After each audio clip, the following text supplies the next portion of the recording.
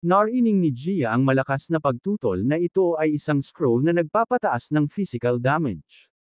Sinagot niya na kailangan niyang maging ganap na sigurado at subukang isulat ito ng mag-isa. Tinanong niya kung maaari niyang suriin at gumawa ng isa pa para sa kanya. Sinabi niyang aalagaan niya ito. Ang bida ay pumunta sa mga stand at nagsabi na ang pulang tinta ay mabuti para sa isang scroll ng destruction.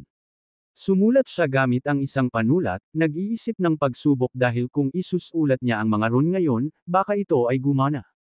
Ang larawan ay nagpapakita ng isang scroll ng physical damage enhancement. Natutuwa si G na siya ang nandoon. Napansin niya na ang scroll ay iba sa magic enhancement at maaari itong maging kapaki-pakinabang para sa karamihan ng mga mangangaso. Tiningnan sila ng lalaki at napagtanto na kung ang scroll ay ipagbibili, ang mga mangangaso mula sa Korea ay mag-aaway para makuha ito. Iniisip ng bida ang pinakamalakas na mga mangangaso at halimaw. Napagtanto niya na habang tumataas ang lakas ng mga mandirigma, maaaring lumitaw ang mga halimaw na sapat na malakas upang kailanganin ang scroll. Tiningnan ni G ang papel at napagtanto na kailangan niyang tulungan ang mga mangangaso na lumago at lumakas. Ibinalik niya ang kanyang atensyon kay Penny, na nakahiga sa tabi niya.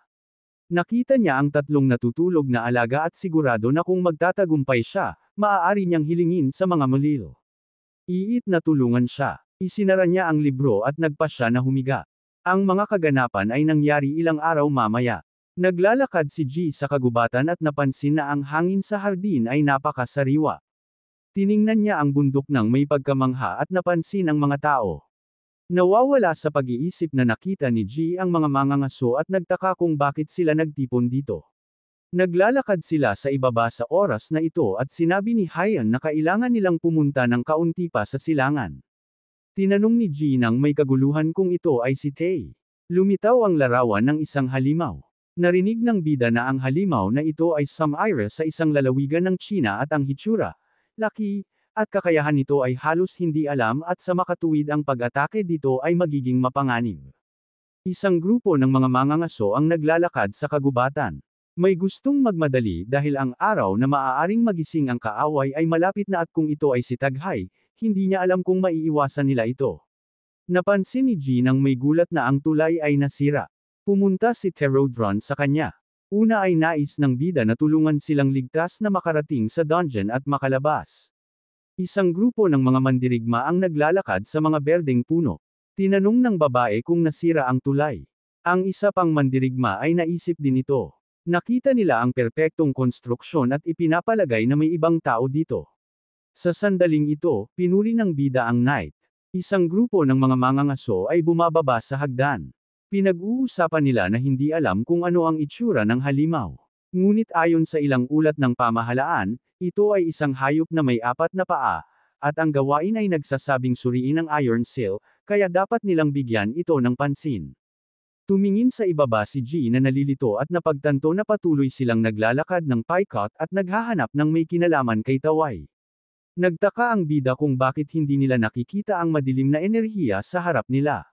Lumitaw ang isang berdeng salamin at ipinapalagay ni G na ito ay may kinalaman sa seal o ito ang papel ng isang indicator. Iniabot niya ang kanyang kamay na iniisip na hindi nila ito mahahanap at kailangang alisin ang mga button ng bato. Nagulat na itinaas ng mandirigma na nakasuot ng baluti ang kanyang ulo. Nakita niya ang isang malaking daliri ng tao at sumigaw. Sigurado siya na kung may gagawin ang bagay na ito ngayon, masama iyon. Sinasabi ng notification tungkol sa isang espada na nakabalot sa ether na pinagmumulan ng ether ng katakutan. Mabilis na nananakit ang mandirigma. Tinanong siya ng ibang mangangaso kung ano ang nandoon. Nagtaka siya kung bakit hindi nila nakita ang bilog na piraso ng laman. Hinay pa ni G ang kanyang daliri at sinabing natakot siya, pagkatapos ay sinabing pinakawalan ang halimaw. Tumingin sila sa ibaba sa pulang ulap at isang pop-up window ang nagsasabi na si Tawai ay nakasil sa isang salamin. Hindi nila maintindihan kung ano iyon at ipinapalagay na madyay gising siya sa lalong madaling panahon.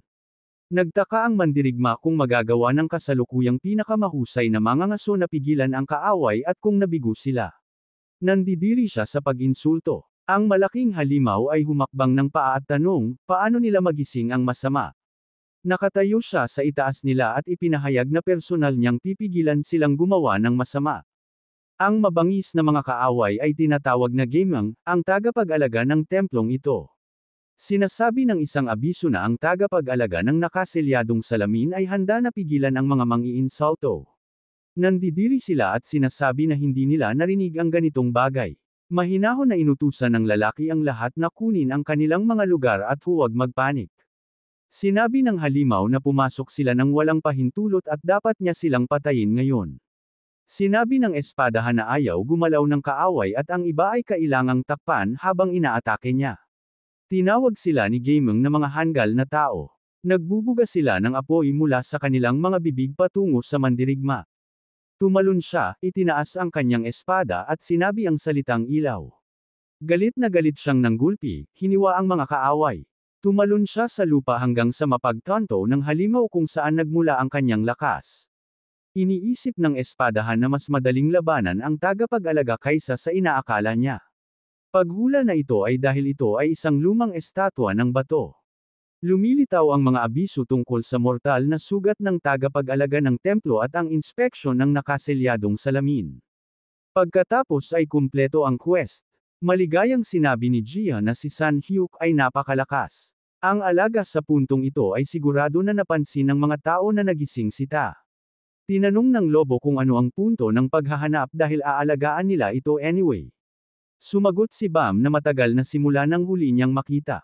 Pagkatapos ay nagpasya silang umalis. Lumingon si G at nakakita ng isang walang laman na lugar na iniisip na ang mga maliliit ay narito. Ang bida na may masayang mukha ay nagsabi na hindi ito ang tamang oras para dito at lahat ng mga mang. Ang aso ay nagpupursage at kailangan din niyang subukan at una sa lahat kailangan niyang isulat ang mga scroll ng intuitively at epektibo. Nakita niya sila sa kagubatan at sigurado na kailangan niyang gumawa ng tinta mula sa berdeng damo para sa mga scroll. At swerte niya na kamakailan lamang ay nakahanap siya ng ganoong lugar sa nayon ng mga wild elf. Iniisip niya kung paano niya ito makukuha dahil kung gagawin niya ito gamit ang kanyang mga kamay, iisipin ng lahat na inatake sila ng isang halimaw na may mga daliri at hindi maginhawang gumamit ng terrace or drones. Nakita niya ang isang malaking lungsod. Sa gusali, ang isang babaeng puting buhok ay nakaupo sa sahig at nagdarasal. Nakaupo siya na nakapikit. Nagising ang babae nang tawagin niya ang pangalan ni Selena. Tumangala ang babae at tanong kung siya ang deputy. Sinabi niya na matagal na silang hindi nagkita. Walang tao sa harap niya, ngunit tinanong ng boses kung kamusta siya at sinabing may hihilingin siya sa kanya. Ang mga glass test tube na may berdeng likido sa ilalim ay nakatayo sa mesa. Inilagay ng lalaki ang isang fountain pen sa mesa. Tapos na ang gawa. Kinuha niya ang isa sa ilang mga scroll na naniniwala na ito ay sapat na. Tiniklop ni Selena ang kanyang mga kamay at tinanong kung ano ang hiling.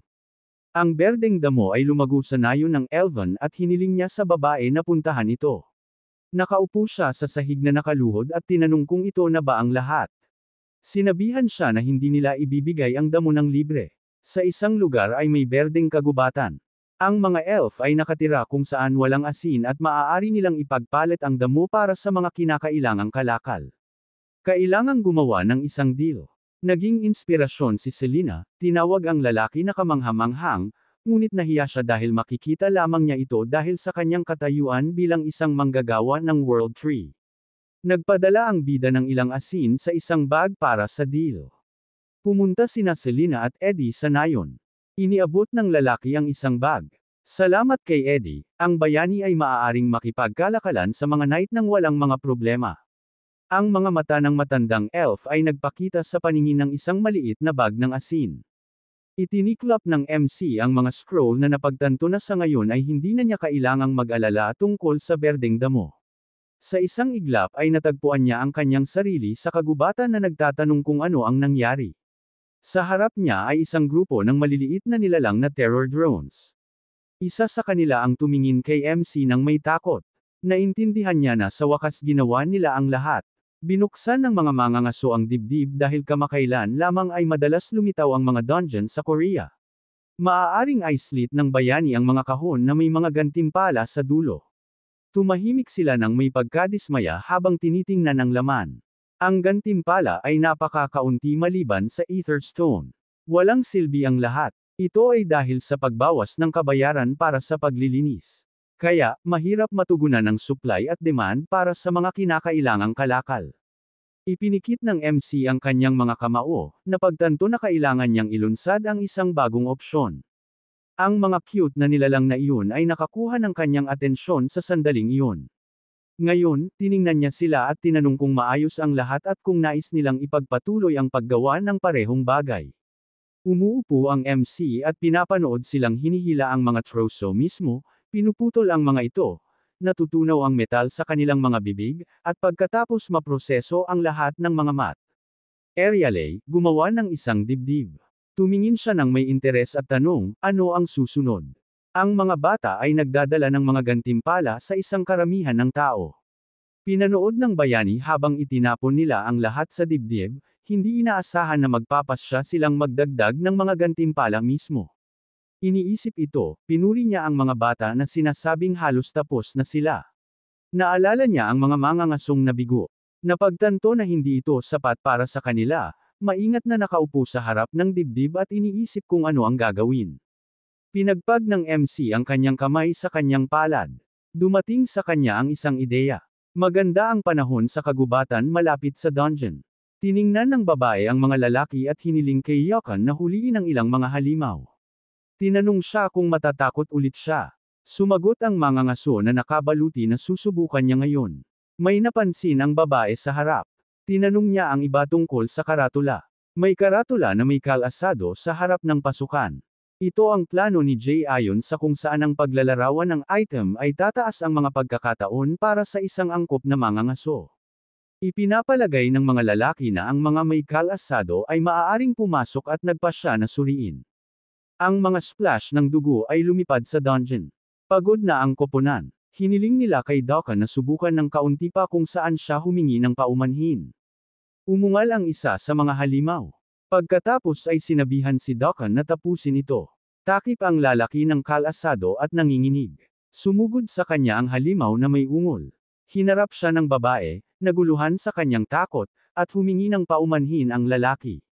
May isang grupo ng mga patay na halimaw sa lupa. Pinuri si Dokkan para sa kanyang mga aksyon sa dulo.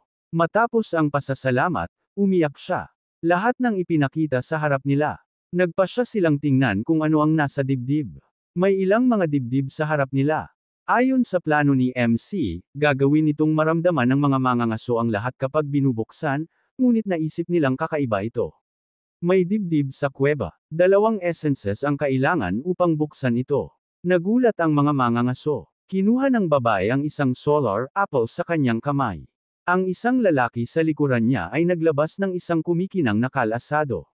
Nagpasya ang lahat na ito ay para kay Dokkan. Awkward niyang kinuha ito, na sinasabing hindi niya ito matatanggap, ngunit kumbinsido siya. Mayroon ding isang scroll na may mga guho at isang kandila na may hindi maintindihan na aroma para sa kanila. Umiiyak si Dokkan, pinipilit ang kalasado. Nagpasya ang mga lalaki na pumunta sa Cutmaster.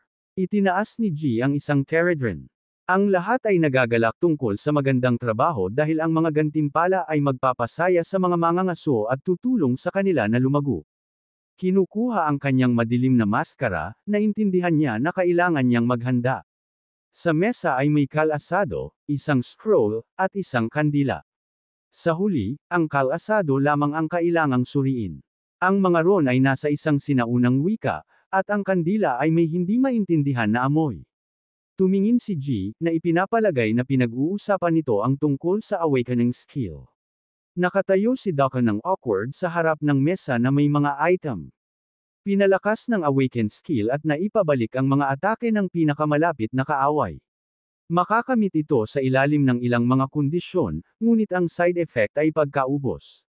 Tinanong ng koponan at Yokan ang tungkol sa kasanayang ito. Sumagot si Jiha na sinabi ng scroll kung anong uri ng kasanayan ito at kung paano ito makukuha. Maaaring ipakita ni Dokkan ang atake ng kaaway at maging sanhi ng maraming pinsala kung gin-isang niya ito sa antas ng isa. Umiiyak siya na nagtatanong kung makakahuli siya ng mga halimaw ng hindi direktang inaatake. Natutuwa ang koponan para sa lalaki na umiiyak ng may kasiyahan.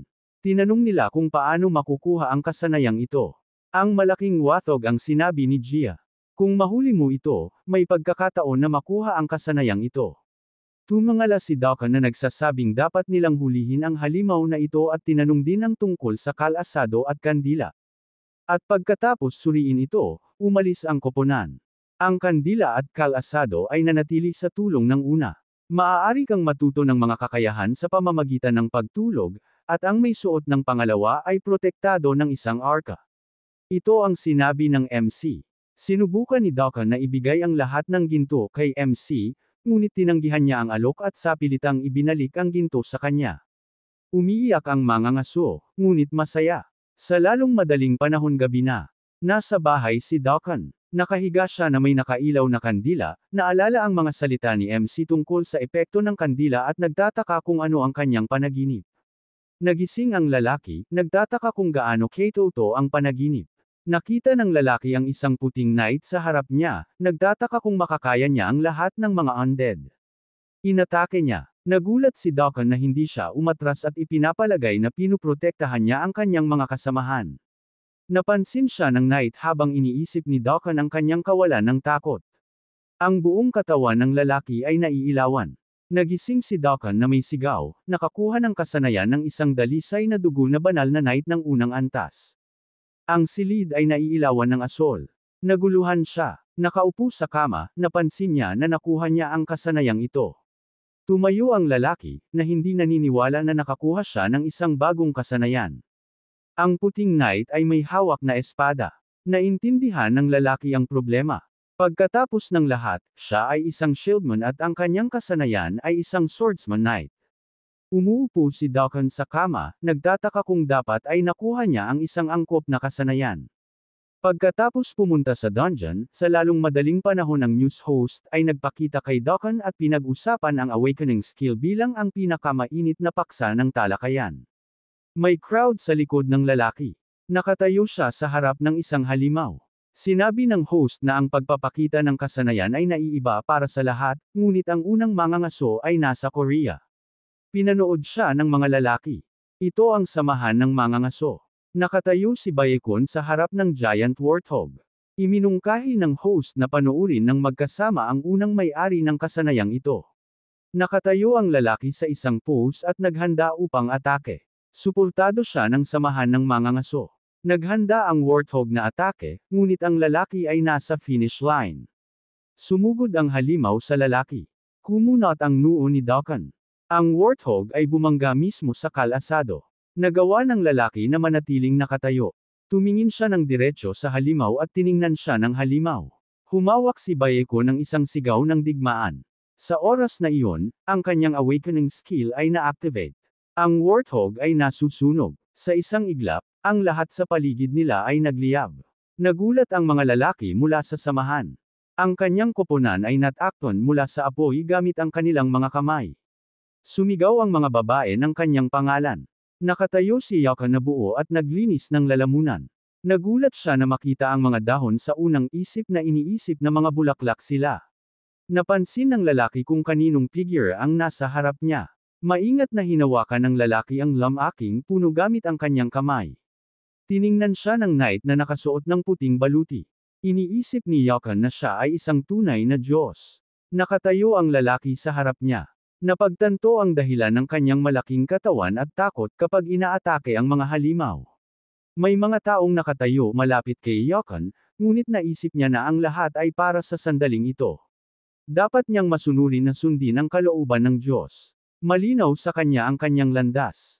Nag-aalala ang kanyang koponan para sa lalaki. Tinanong ng babae kung ito ang awakening skill.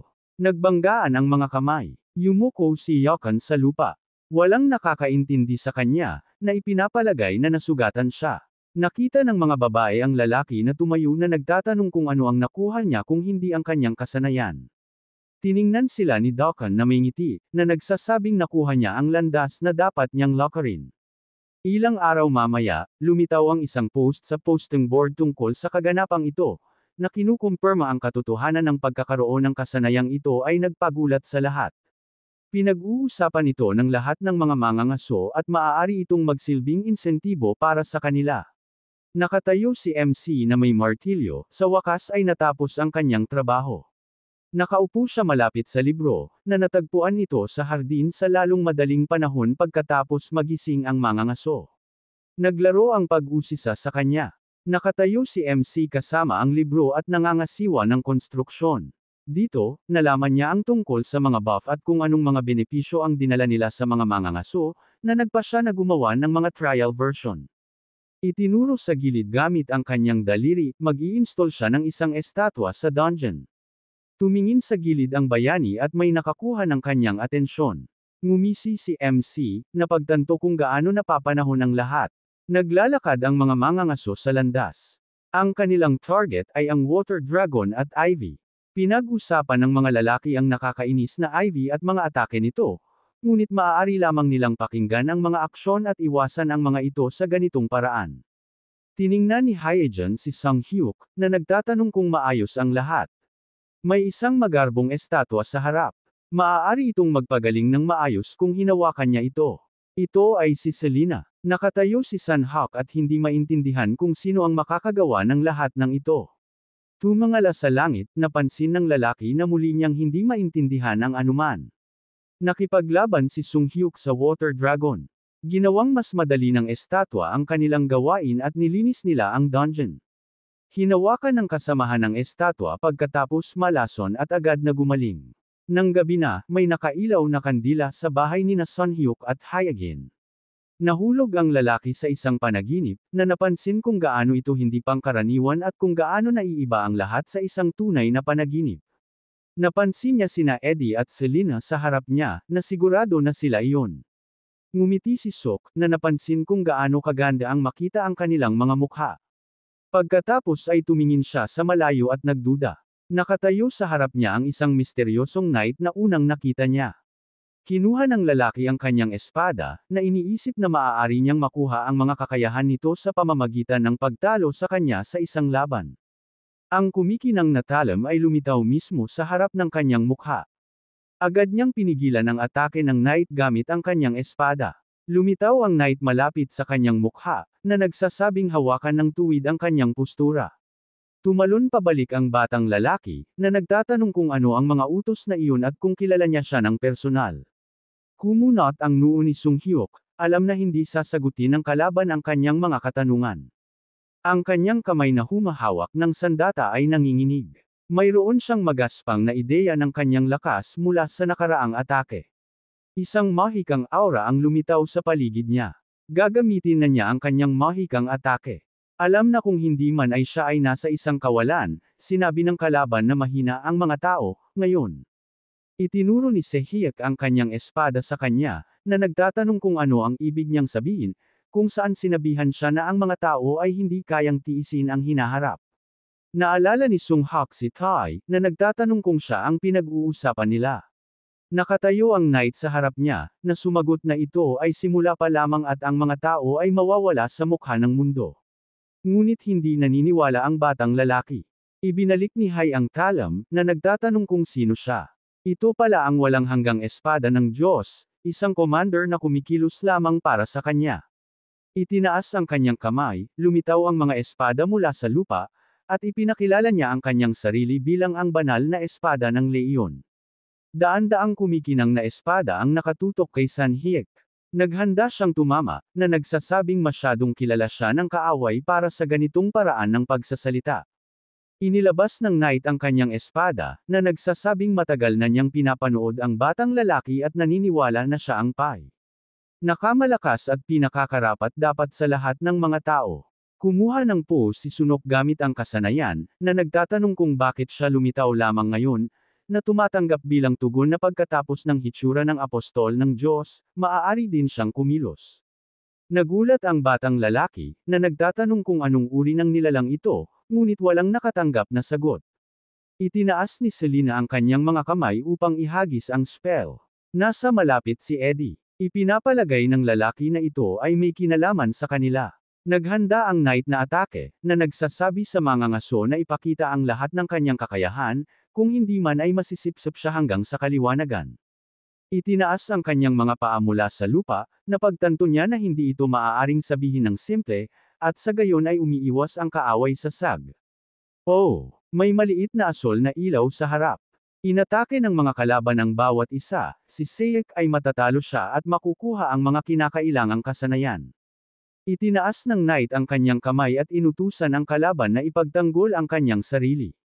Ang lahat ng mga mahikang espada ay lumipad ng diretsyo sa mga ngaso. Isinara niya ang kanyang mga mata, na hawakan ang espada gamit ang parehong mga kamay. Nagliwanag ang kanyang mga mata.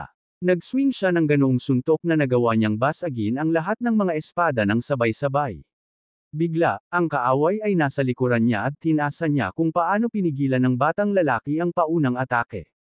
Nag-swing ang knight sa kanya. Bahagyang hinawakan ni Sayek ang atake. Tumalon pabalik ang mga ngaso na nagtatanong sa kanya tungkol sa sinabing pamamaraan. Binanggit ng knight na ang Stormblade technique ay ang unang anyo. Ang mga whirlwind ng apoy ay lumipad mula sa kanyang espada. Ito ay isang whirlwind strike. Ang isang malaking atake ng apoy ay idinirekta sa kaaway sa mansyon ng MC. Sa kanyang lab, kumukulo ang kawa. Halos tapos na siya. Si G ay nagbubuhos ng lahat sa mga bote. Ito ang huling hakbang. Tinakpan ng lalaki ang bote, na nagsasabing tapos na ang bahagi ng mga potion upang madagdagan ang lakas. Pumalakpak si Julian at pinuri siya sa nagawa. May naisulat si G. Habang pinasalamatan siya sa pagkakataong obserbahan ang trabaho, nagdadahilan siya, nagpapasalamat bilang kapalit ng pagbisita. Nagulat si Julian habang tinitingnan ang elixir dahil ngayon ay nagpapanumbalik ito ng higit pa sa maskey. Anting oras. Pinagbuti ito ni Jiha. Tiningnan siya ng lalaki na may salamin, humahanga, nagtrabaho si G at pinanood ito ng lalaki mula sa gilid, nagulat kung paano niya alam ang lahat ng mga proporsyon, ginagawa ang lahat ng tumpak, na napansin ang kanyang talento. Pumunta ang lalaki sa exit at nagpaalam kay G, na nais na bumalik na ligtas at malusog. Bilang tugon, nangako siyang dumalas. Night fell, ang ilaw ay nasa mansyon. Nakatayo si MC sa workshop, na pagtanto na tumaas ang kanyang mga kasanayan sa alchemy at mas mahusay ang mga potion. Naghahanda na matulog, natagpuan niya ang kanyang sarili sa kagubatan na tinatangkilik ang malinis na hangin nito. Naisip niya dahil matagal na niyang hindi nakikita ang kanyang mga anak, nagtataka kung may nangyari. Paenggan lingon, napansin ni MC kung paano nagsimulang magring ang mga kampanilya. Tumingin sa gilid ang lalaki, napansin ang malakas na panginginig ng lupa. Dahil sa lindol, ang iron seal ay nasira ng sapat. Nakatanggap siya ng abiso na masisira ang selyo sa lalong madaling panahon dahil sa isang malakas na lindol at ang kanyang mga maliliit ay pumunta doon. Pinanood niya habang itinayo ng terror drones ang isang hadlang, nagagalit kung bakit hindi sila nakikipaglaban. Nakita ni MC kung paano nila sinubukang magtayo ng isang hadlang, sinusubukang maunawaan ang dahilan. Biglang, lumitaw ang isang itim na leon, ang minion ni Taya. Nagpanik ang bayani, tinanong ang terror drones kung ano ang nangyayari. Binuksan nila ang mga portal na parang may hinahabol sila. Tiningnan niya sila, hindi maintindihan kung saan sila pupunta. Walang nangyari dahil ito ay binuksan sa ibang lugar, at ang mga maliliit ay pumunta upang harapin si Tay. Napatigil si G, napagtanto na hindi rin niya dapat sayangin ang oras. Dapat niyang gawin ang lahat ng kanyang makakaya. Nagsimulang magluto ang lalaki ng mga potion para sa mga mangangaso. Nais na makatulong sa paparating na laban, pumirma siya ng mga scroll at naghanda ng iba pang mga item na Kyle. Angan upang magising ang mga kasanayan. Ang labanan sa pagitan ng itim na leon at ng terror drones ay hindi napansin. Kinolekta niya ang data tungkol dito. Ang mga tao ay nagsimulang mapansin ang isang malaking pasukan ng dungeon isang araw bago ang taglagas. Ang mga mangangaso ay nagtipon sa paligid ng malaking purple portal. Nagtitipon para tingnan. Nakita ng lalaki ang abiso at nagulat. Ini-inform niya ang lalaki sa likuran niya na ang rango ay isang malaking problema para sa kanila. Nahulog ang sigarilyo sa lupa. Ito ay isang dungeon ng rango 6, Madness rank. Ito ay nasa ika-7 distrito, ngunit kailangan niyang mabilis na ipaalam sa samahan ng mangangaso tungkol dito.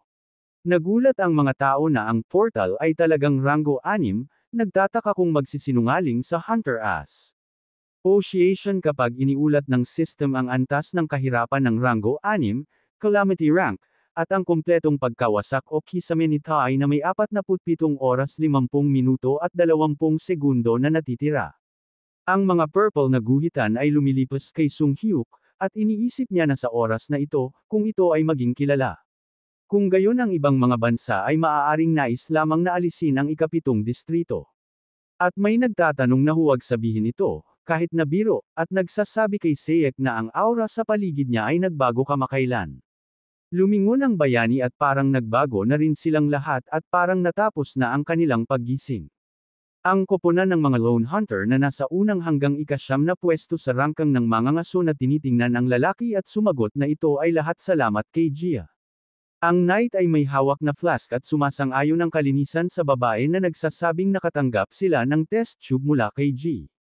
Ngunit hindi niya maintindihan kung ano ito. Tiningnan ng lalaki ang potion at sinabihan na ito ay isang elixir na makakatulong sa kanila. At sinasabi ng system na agad itong nagpapanumbalik ng 52% ng maximum na stamina, enerhiya, at ether. At ang lahat ng mga stat ay tumaas ng 23% para sa 132 minuto, pati na rin ang invulnerability sa loob ng 7 segundo.